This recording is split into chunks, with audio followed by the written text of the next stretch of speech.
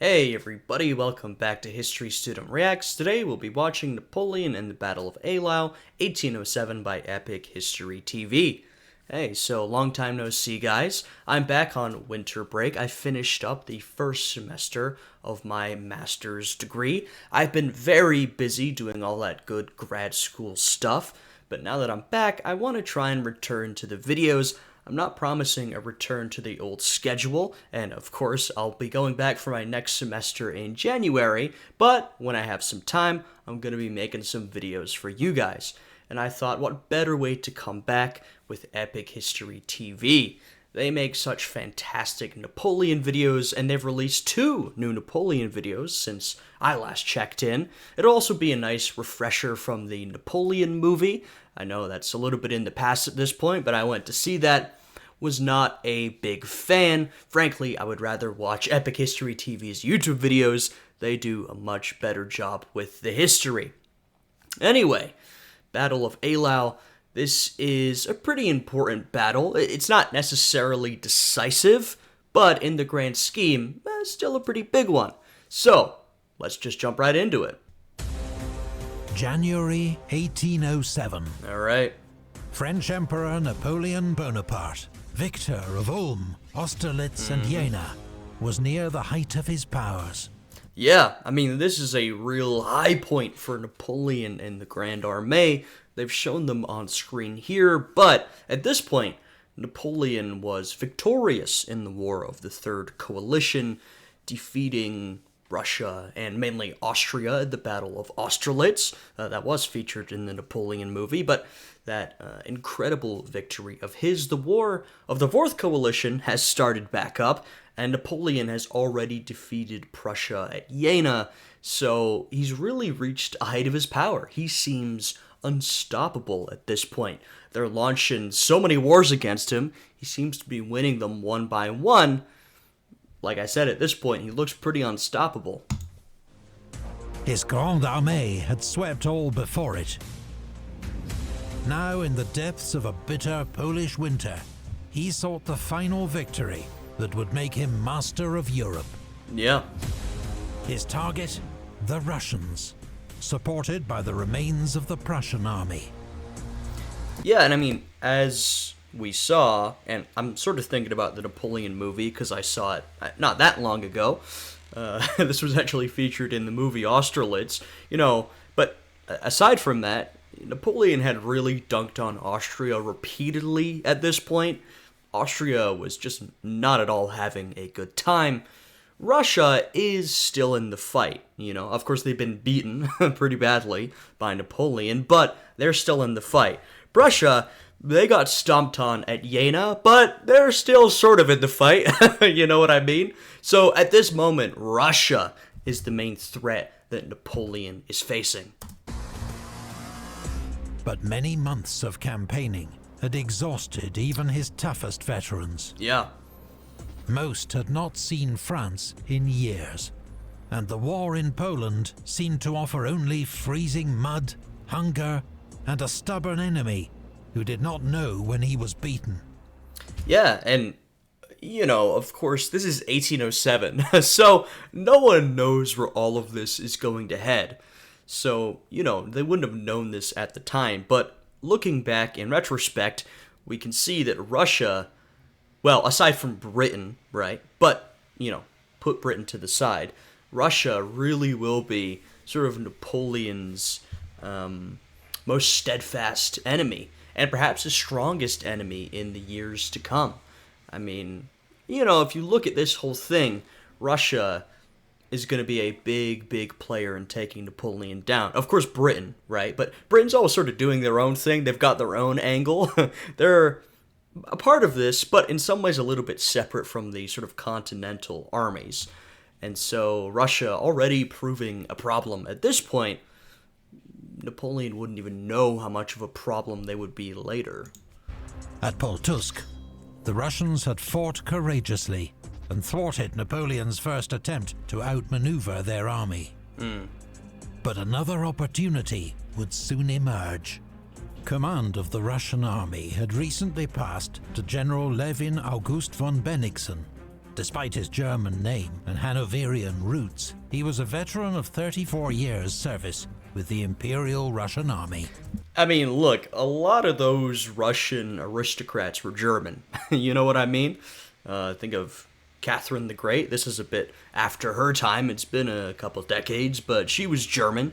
A lot of that Russian aristocratic stock has some German in them.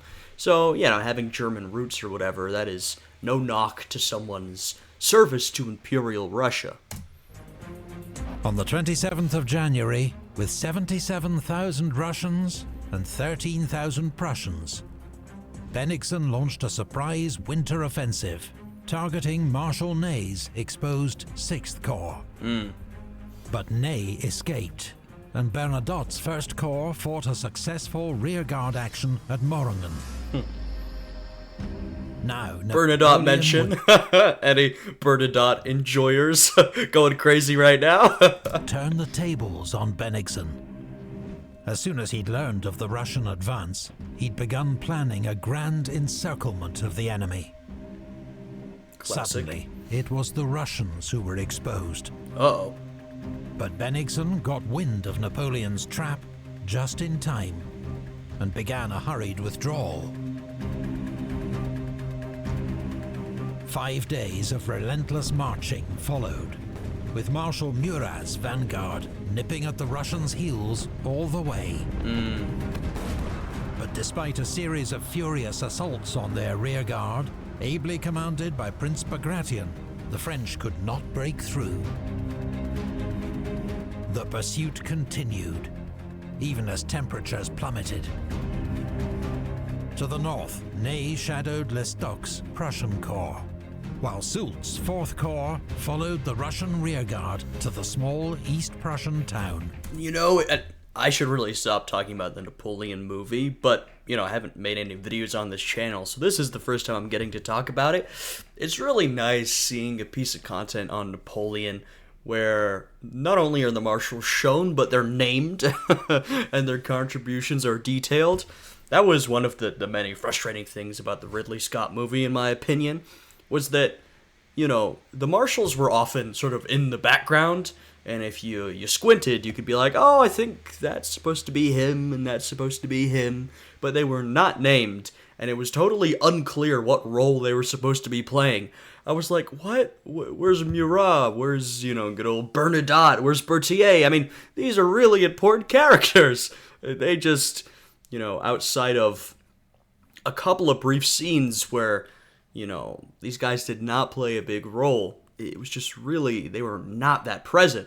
So, you know, it's nice to see them actually playing a role in a piece of good Napoleon content, right? Of Eylau. Quote time.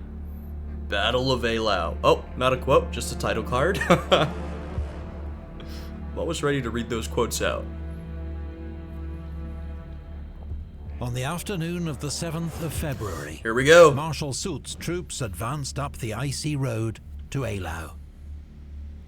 They found it held by General Barclay de Tolly's Russian division, entrenched along a line of fences, ditches, and barricades. Okay. Just before dusk, confused combat began around the town's cemetery. More and more troops were sucked into the bitter fighting. The French took the cemetery with a bayonet charge, but then had to hold it against a determined Russian counterattack, led by Barclay himself, who was They were determined, let me tell you. seriously wounded by grape shot. Vicious street fighting continued well into the night, but the French ultimately prevailed, with the loss of 4,000 casualties on each side. Wow.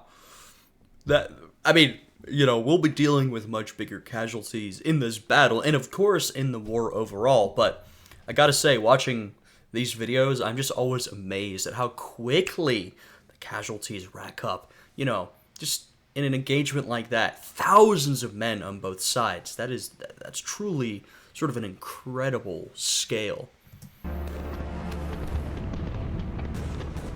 Soldiers and officers alike were astonished by the savagery of the engagement. Yeah.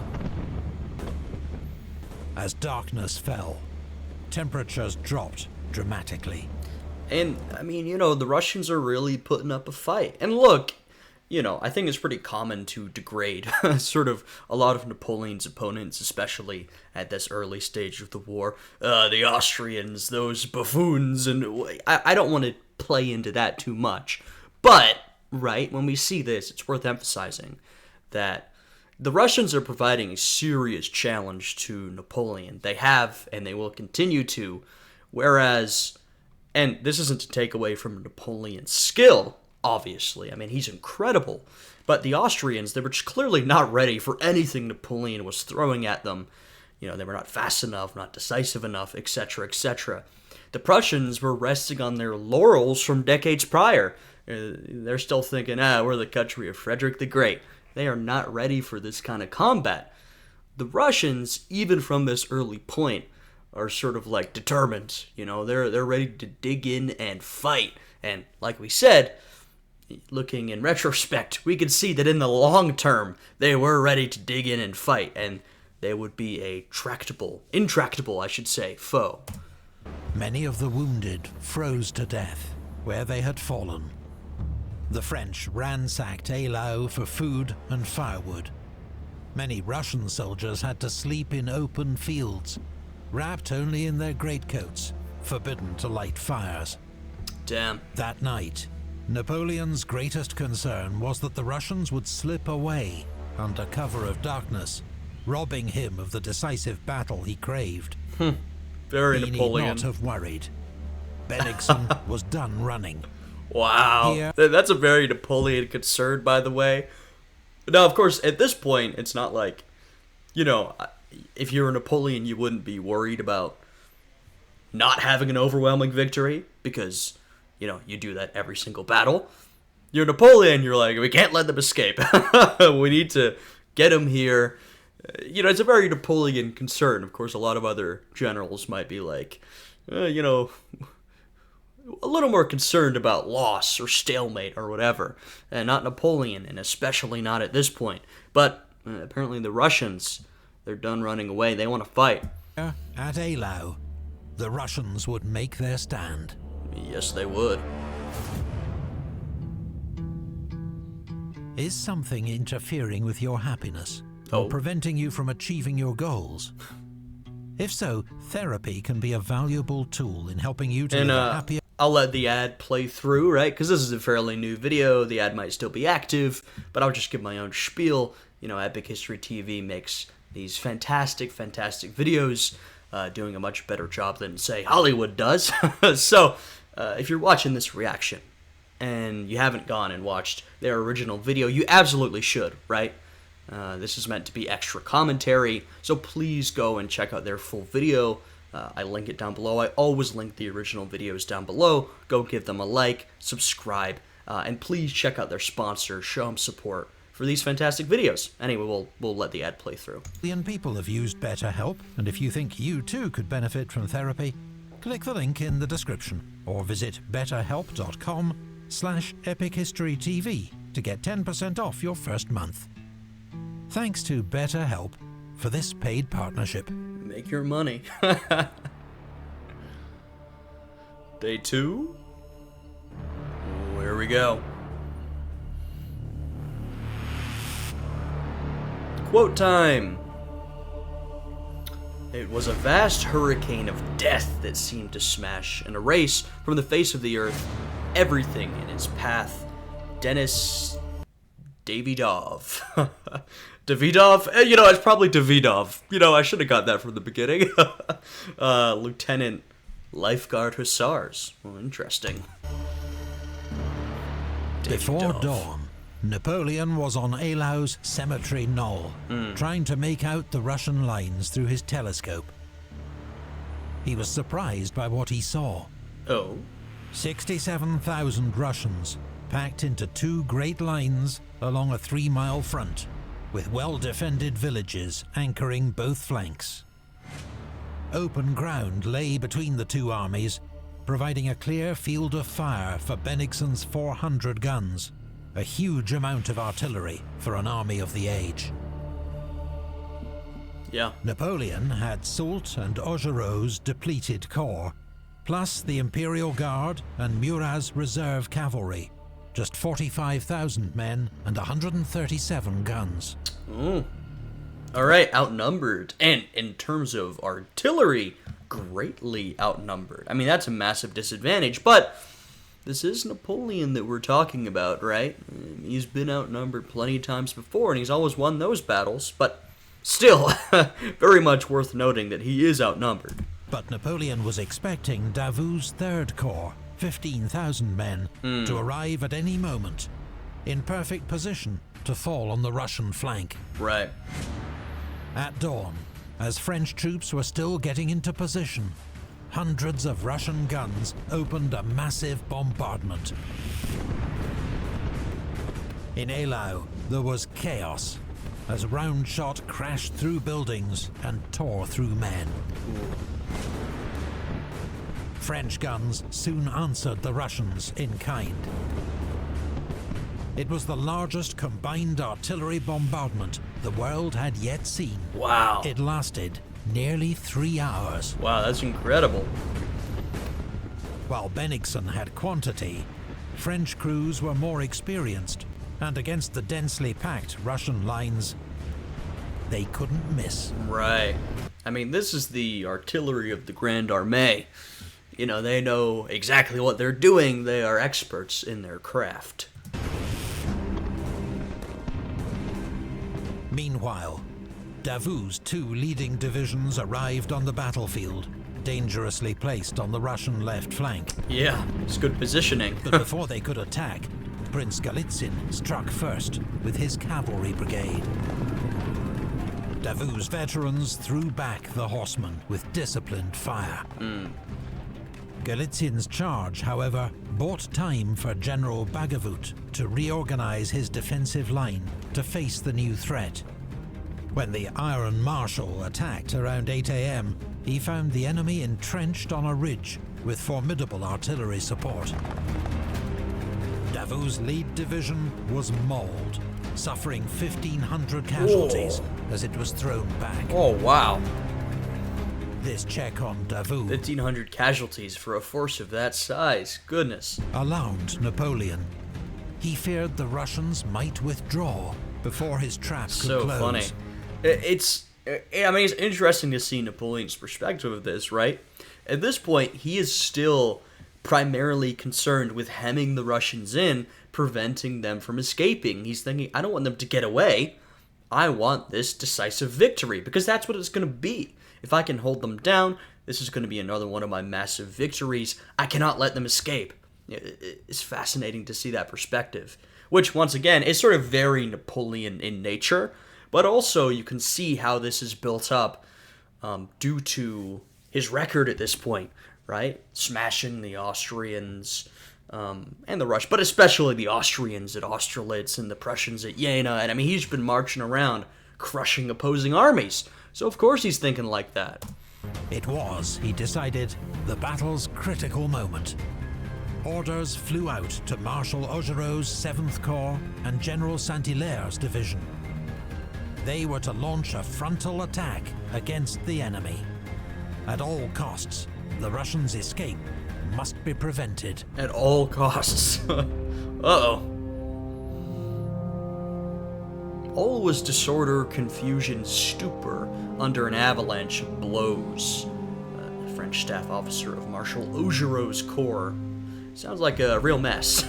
The 49-year-old Marshal Augereau had been with Napoleon since his first command in Italy and the brilliant campaign of '96.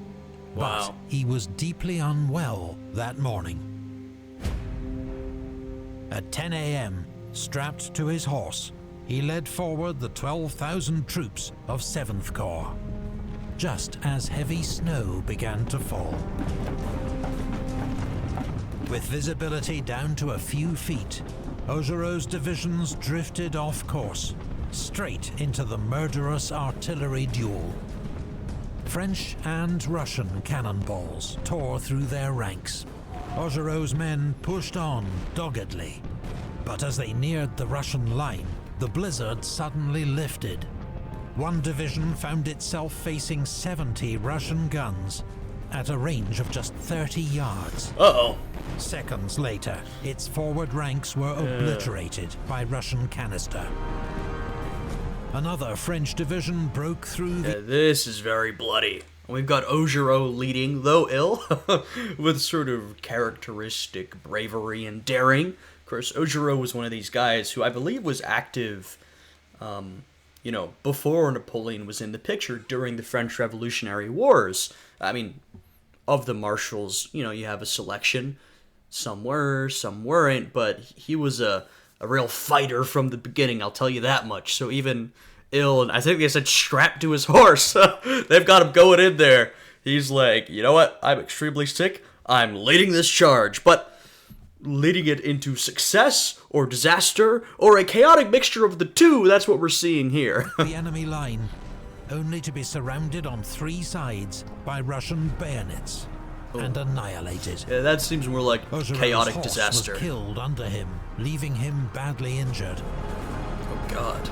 As the survivors of his corps stumbled back the way they'd come, Russian cavalry and infantry surged forward. I always love, I love the little details that they show, like the infantry forming into squares. That's a little detail. You don't have to show that, but it just gives us a little bit more of an understanding of what's happening on the field. That's fascinating. Units were overrun. Entire regiments swallowed up. Order and discipline collapsed. Oh no. So, Napoleon's main concern has been, we can't let the Russians escape.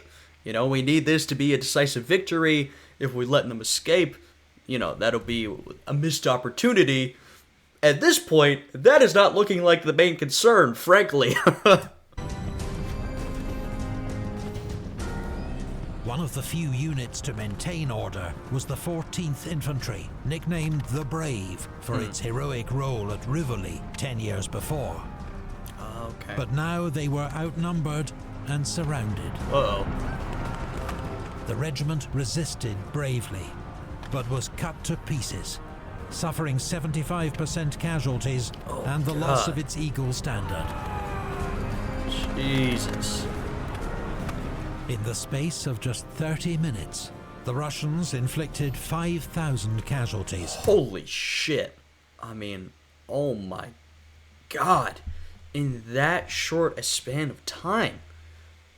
That is incredible. I mean, that is an incredible scale. Wow. I mean, really shows you the sort of brutality and loss of life that was being faced at this stage of the war. And, I mean, we really are reaching, in many ways, this is 1807, we're sort of getting to the height of the Napoleonic Wars. And when I say the height, not a height that will decline, but one that will stay, right? And won't get bigger, of course, in terms of the size of the army, the number of the casualties, all that sort of stuff.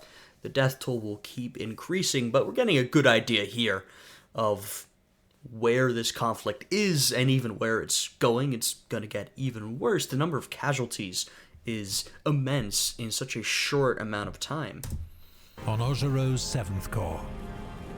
Effectively, it had ceased to exist. Oh, God.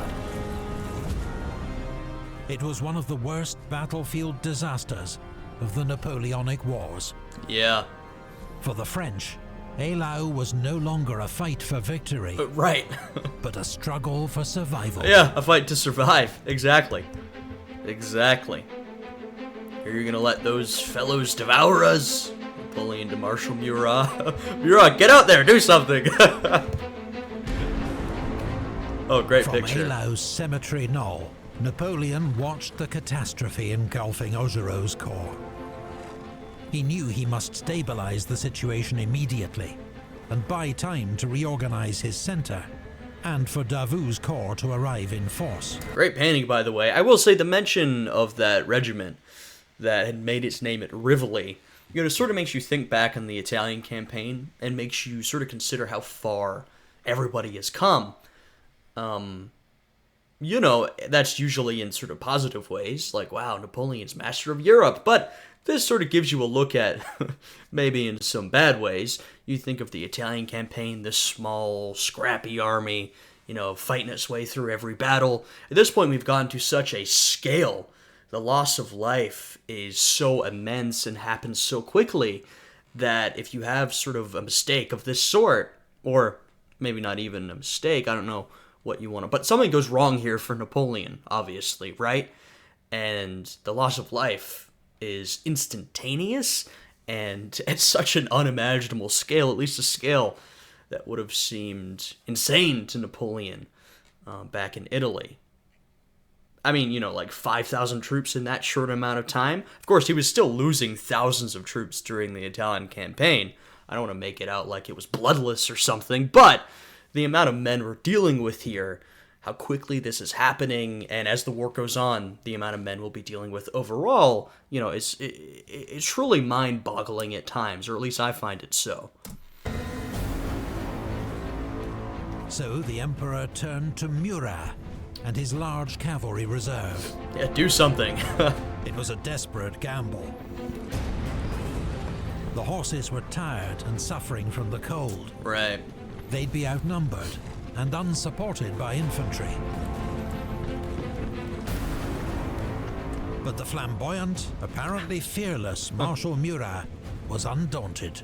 I'll give him He assembled fearless. 40 squadrons of cavalry, I'll give him flamboyant, too.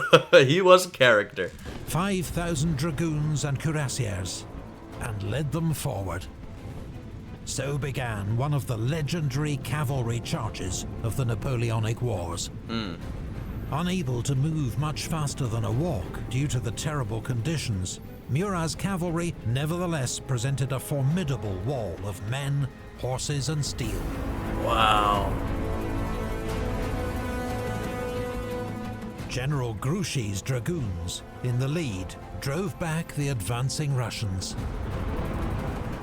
Davout's steel-clad cuirassiers then thundered forward on the... And I mean, that's pretty incredible. That is pure strength. You know what I mean? Like they said, they're walking forward at like a trot, or maybe even slower. They cannot move very fast. This is just a wall of strength and determination. That is what the cavalry is serving as here, and that is what is pushing the Russians back right now. It's a pretty amazing sight to imagine. Their giant horses. Finding a gap between two Russian divisions, they used it to pry open the enemy line. With seemingly unstoppable momentum, the riders surged forward. But it could not last. As they neared Bennigsen's headquarters, a Russian battery blasted the French horsemen with canister. Oh, tough. Davout himself was mortally wounded. French momentum was lost. As the Russian counterattack began, Murat ordered his squadrons to regroup and pull back. He almost didn't make it. The Russian 4th Division had moved to block his escape. Oh, wow. Seeing this, Napoleon ordered Marshal Bessières to lead forward the Guard cavalry. These were 2,000 of the finest cavalry. I mean, that is like, maybe not like last resort type stuff, but pretty I mean, he's like, uh-oh, dude, Murat is getting boxed in. Send out the best men we have. And at least looking at this image and thinking about it logically, probably some of the last cavalry we have on hand. It's like, we cannot let Murat get murdered out there. Get him back. And can you imagine if Murat had not made it out of this battle? You know, he's a pretty important figure in the Napoleonic Wars, sort of broadly. So things would change quite a lot, I think, if he had died here. Cavalry in Europe. And to cheers of Vive l'Empereur, they advanced into the whirling mass of Vive shot l'Empereur. and snow. When Colonel Lepic saw his men ducking, he called out, "Heads up, by God! Those are bullets, not turds." Okay. Chasseurs of the Guard charged down the first Russian infantry square they met, scattered the enemy's gunners, and cut out a path for Murat's retreating squadrons. The French charge at Eylau would go down as one of the boldest, most desperate military maneuvers of the age. The losses were terrible in men and horses, but it succeeded in its mission. The Russian advance had been stopped in its tracks, and the initiative had swung back to Napoleon. Thank God. Close one. Man, we're not over yet, but all attention on both sides was now riveted on Davout and our left wing. The situation did not appear very rosy. Interesting. Marshal Davout's Third Corps, the famed heroes of Auerstedt 4 months before, had now arrived in sufficient force to launch a full-scale assault. All right, I mean, and this is what Napoleon was planning for, right?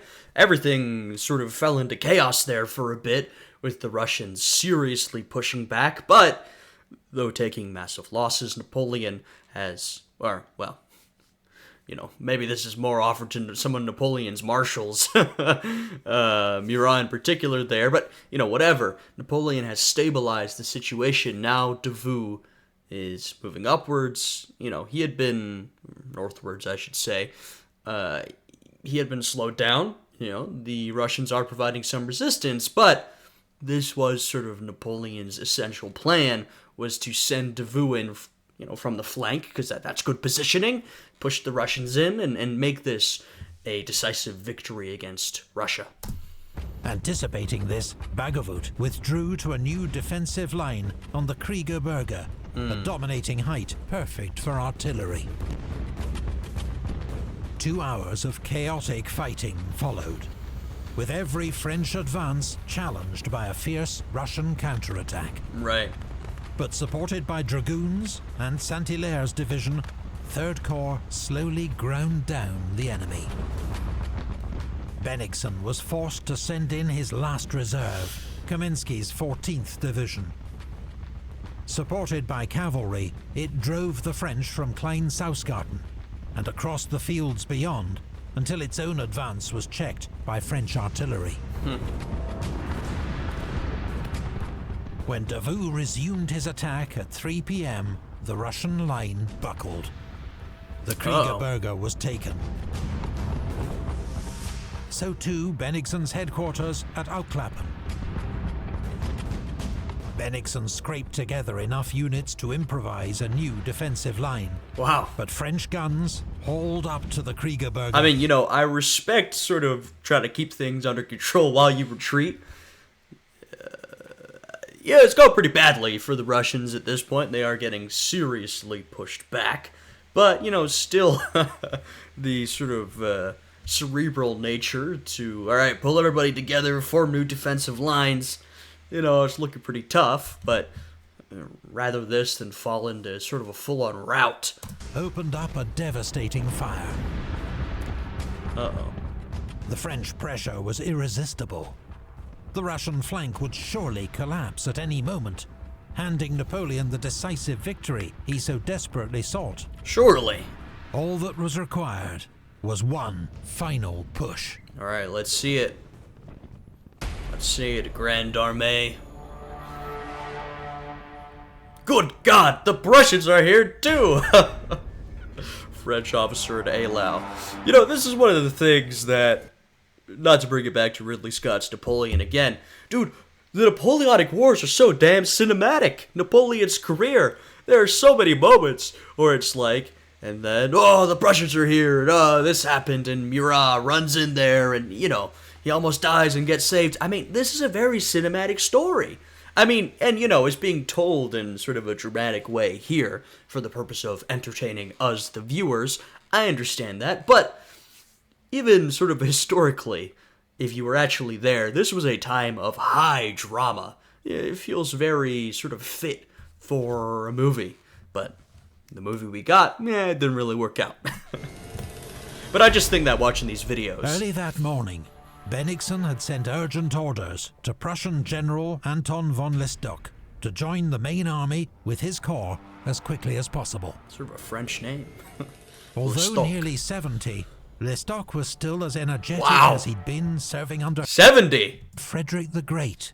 And so you know why they kept him around, right? And maybe I guess we're about to see how suited for the job he was, but I mentioned this earlier, at this point, Prussia is very much holding on to its glory days under Frederick the Great, even though, since then, I mean, they've continued their rise. They're becoming sort of a major European power, maybe a smaller one, but a major European power, but they still look back on Frederick the Great and remember him and sort of forget that they're past Frederick the Great. So to keep on commanders from good old Fred, that's very typical, but maybe he's about to swoop in and save the day. And was assisted by a highly capable chief of staff, Colonel Gerhard von Scharnhorst. Lestock's corps, 9,000 men, was 8 miles northwest of Eylau.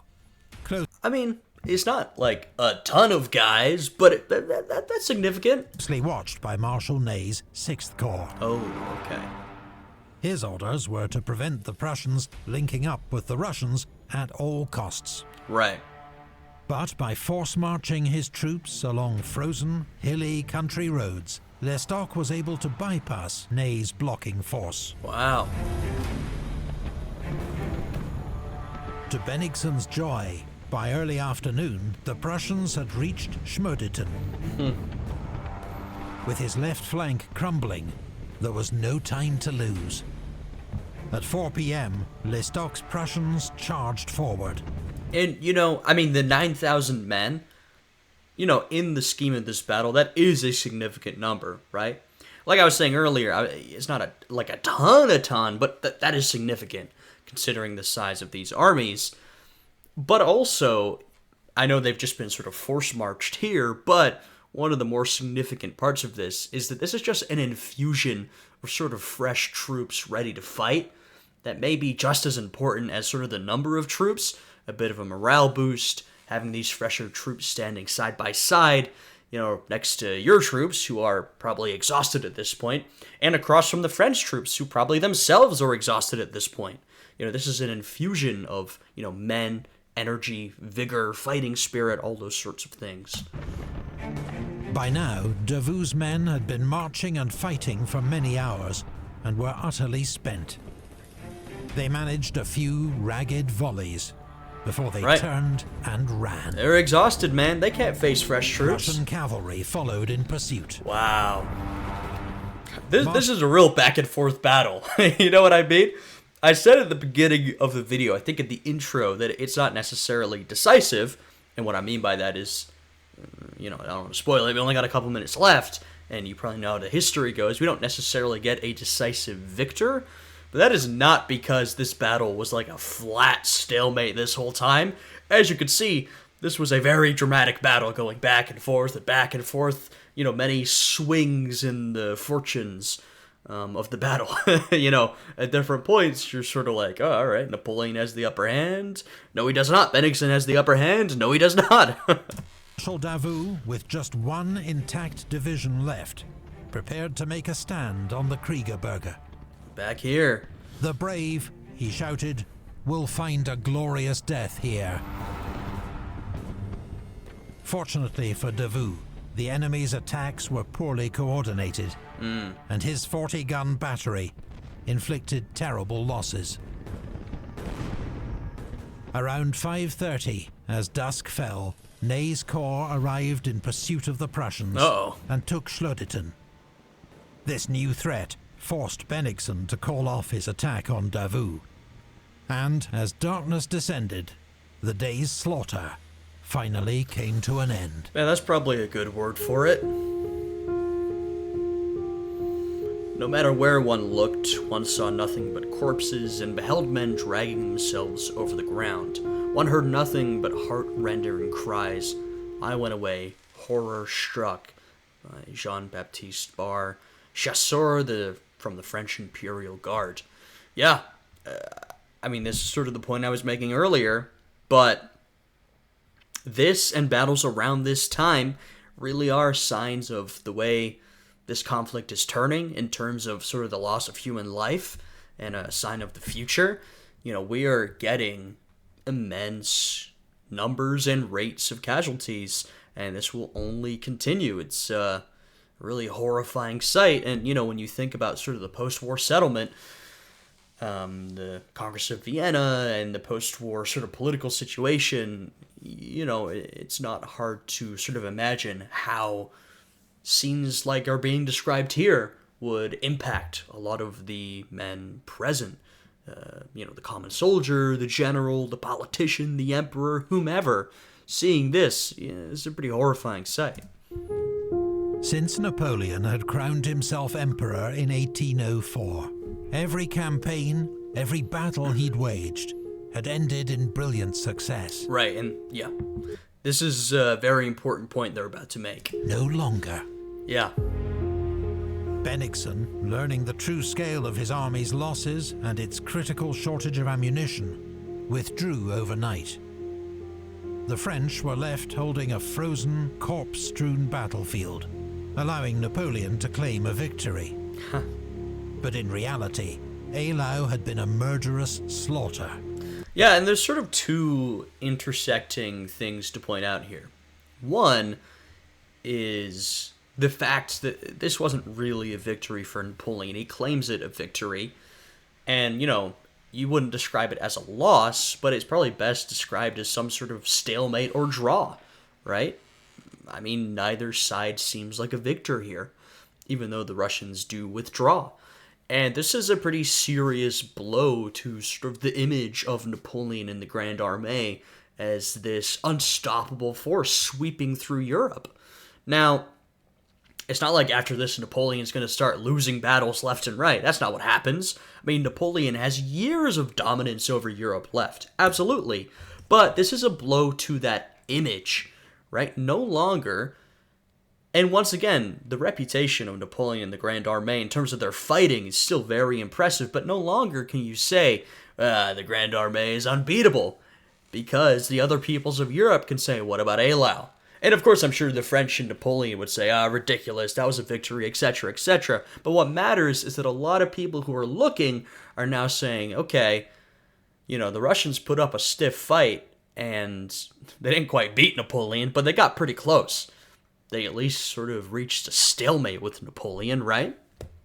And this ties into that other point I was talking about, and I think one of the ones they were hinting at or implying here, which is when you get a situation like this, right? It ends not in glorious victory, but in stalemate.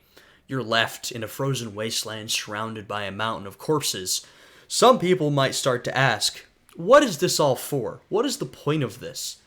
What was the point of us fighting this battle, fighting all these battles, marching across Europe, losing thousands, tens of thousands of men, right? I mean, Napoleon has been, emperor, but, even before he was emperor, he's been in charge for years now, right? He's been active. We saw his first Italian campaign was about 10 years ago. He's been emperor for a couple years, and it's starting to get to the point where I think to a lot of French people, it's sort of feeling like endless warfare and immense loss and suffering. And, I don't think these concerns will really come to fruition for another couple of years, but this is one of the things that makes some French people dissatisfied with Napoleon by the end, right? And, there is a lot of love for Napoleon, and once he goes, people want him back, and, once he goes for the second time, there's people long for the days of Napoleon, and so he is remembered fondly by many people, but when Napoleon is first sent into exile, a lot of people are actually pretty happy because they think it's finally an end to the war, to the suffering, to the loss. And by, 1814, there are a lot of French people who are saying, what is this for? What is the point? This seems like sort of senseless killing, senseless death. And stuff like this is absolutely a contributor to that, right? I don't necessarily want to overplay the point, not in its magnitude and also not quite in 1807, but all of these are sort of contributing factors, right? Without a winner. As Marshal Ney exclaimed on seeing the battlefield, what a massacre. Right, exactly. And without result. Exactly. What's the point, people feel?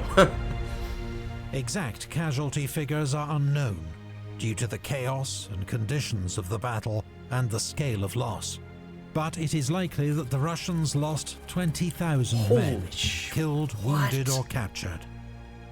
So that's, what, about a third of their army, if I'm remembering correctly? That is insane. French, perhaps as many as 25,000. And that is, weren't the French numbers, I feel like the French numbers were in maybe the high 40s, but then you had Davout, which was 10,000 plus. So the French also maybe a third to a half or something like that. I mean, basically an incredible casualty rate is what we're seeing here. What is clear is that thousands of French veterans, the victors of Ulm, Austerlitz and Jena, met their end on the snowy fields of East Prussia. Yeah.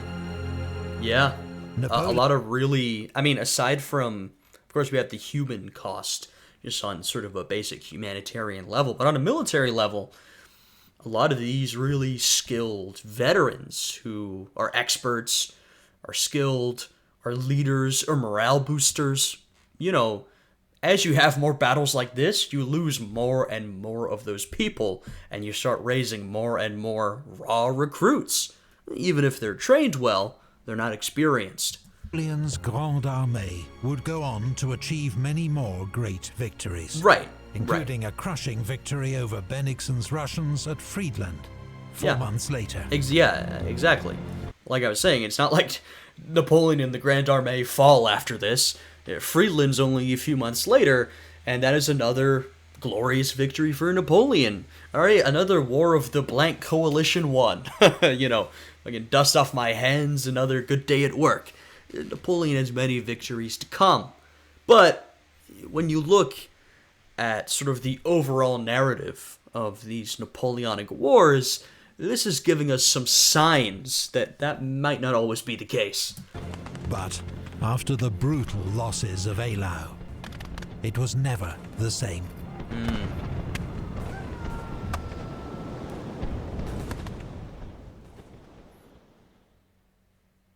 Thank you to the artists Keith Rocco and Alexander Avrianov for... By the way, incredible art from these two. I mean, wow.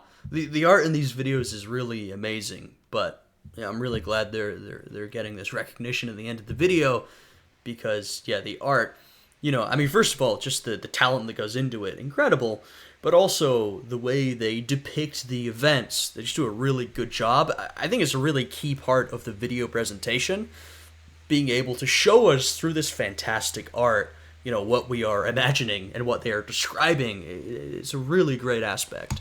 Kind permission to use their artworks in this video.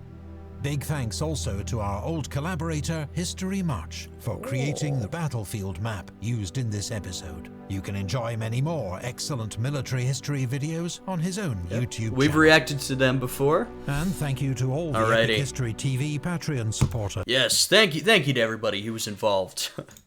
We don't need to go through everybody, but yeah, great video. Another fantastic video from Epic History TV. I know they have a new Napoleon in Egypt video. We'll do that soon-ish. Like I said, I'm not promising a return to the old upload schedule. I don't have a schedule in mind.